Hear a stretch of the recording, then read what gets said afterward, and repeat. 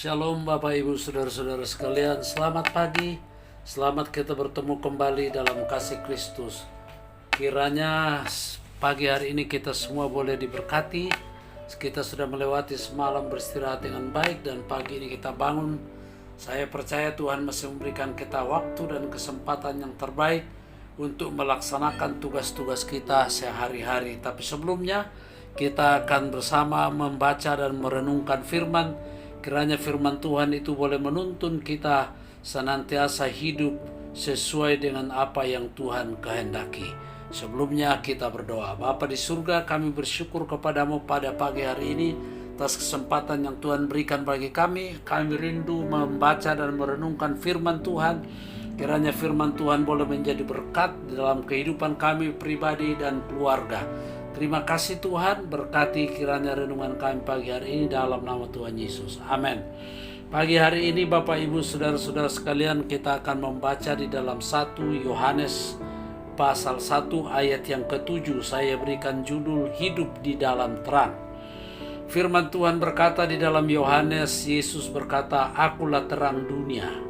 Bapak Ibu, nah kalau kita hidup di dalam terang berarti kita hidup di dalam Tuhan.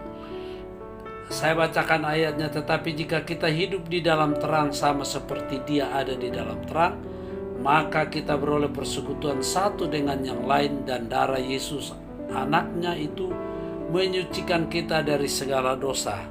Kalau kita sebagai orang percaya itu hidup di dalam terang atau hidup di dalam Tuhan Yesus, hidup di dalam firman Tuhan, maka kita akan mengalami persekutuan satu dengan yang lain, bersekutu sesama anak-anak Tuhan, dan darah Tuhan Yesus menyucikan kita dari segala dosa-dosa kita. Hidup di dalam terang itu berarti mempercayai kebenaran Allah sebagaimana dinyatakan dalam firman-Nya, serta berusaha sungguh-sungguh dan terus-menerus oleh kasih karunia-Nya untuk mematuhi firman di dalam kehidupan kita. Nah, langkah yang pertama, darah Yesus menyucikan kita dari segala dosa. Ini menunjuk kepada pekerjaan pengudusan yang bersinambung di dalam orang percaya dan pembersihan terus-menerus oleh darah Kristus untuk dosa-dosa yang tidak disengaja. Nah, jadi ada dosa-dosa yang kadang-kadang kita tidak sengaja. Tahu-tahu ternyata dosa. Nah, ini Tuhan sucikan. Tapi kalau dosa yang disengaja itu ada imbalannya, ada sanksinya. Makanya di dalam Roma pasal 5 ayat 9, lebih-lebih karena kita sekarang telah dibenarkan oleh darahnya. Bapak Ibu Saudara-saudara, kita sudah dibenarkan oleh darah Yesus.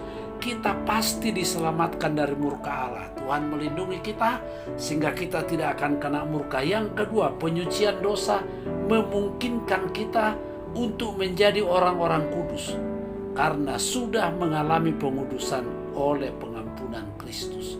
Sekali lagi, penyucian dosa itu memungkinkan kita menjadi orang-orang kudus. Dan itu berarti kita sudah mengalami pengampunan melalui darah Tuhan kita Yesus Kristus. Mazmur 51 ayat yang keempat, "Bersihkanlah aku seluruhnya dari kesalahanku dan tahirkanlah aku dari dosaku." Jadi ini suatu permohonan oleh pemazmur supaya Tuhan ampuni seluruh kesalahan dan tahirkan kita dari segala dosa. Permohonan Daud untuk pengampunan dan pemulihan berdasarkan kasih karunia, kemurnian, kasih yang tidak pernah gagal, dan belas kasihan Allah. Yang terakhir, ketiga, kita memiliki persekutuan yang intim dengan Tuhan. Kalau dosa-dosa kita sudah disucikan, Tuhan sudah ampuni kita dan kita dimurnikan oleh darah Tuhan Yesus Kristus, maka kita akan bersekutu secara intim dengan Tuhan. Hubungan kita dengan Tuhan itu semakin erat.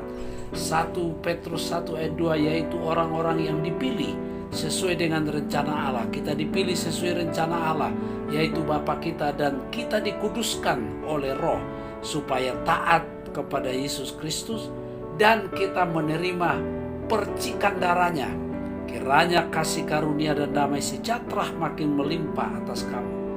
Pengudusan Bapak Ibu di dalam bahasa asli Alkitab Perjanjian Baru, yaitu bahasa Yunani, dikatakan dengan kata hagiosmos.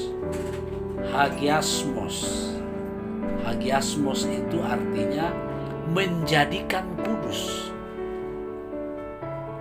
Arti yang berikut menabiskan. Arti yang berikut memisahkan dari dunia dan dosa, supaya kita dapat persekutuan yang erat dengan Tuhan dan dapat melayani Dia. Nah, sekali lagi, itu berarti hagiasmos itu menjadikan, kita diubah dari orang berdosa, dijadikan. Dan itu adalah pekerjaan Tuhan sendiri. Kita ditabiskan, disahkan, lalu kita terpisah dari dunia, kita terpisah dari dosa, sehingga kita boleh bersekutu dengan erat dengan Tuhan, bersekutu erat dengan Tuhan, dan kita dapat melayani Tuhan. Amin. Tuhan memberkati. Bapa di surga, kami bersyukur kepadamu pada pagi hari ini untuk firman-Mu. Kiranya firman Tuhan benar-benar menuntun kami menjadi orang-orang yang hidup di dalam terang firman Tuhan, sehingga kami boleh mengalami persekutuan satu dengan yang lain sebagai sesama anak Tuhan, dan juga kami memiliki hubungan yang erat dengan Tuhan kami, sehingga kami dapat melayani Tuhan sesuai dengan apa yang menjadi kehendak-Mu. Ini doa kami dalam nama Tuhan Yesus. Amin.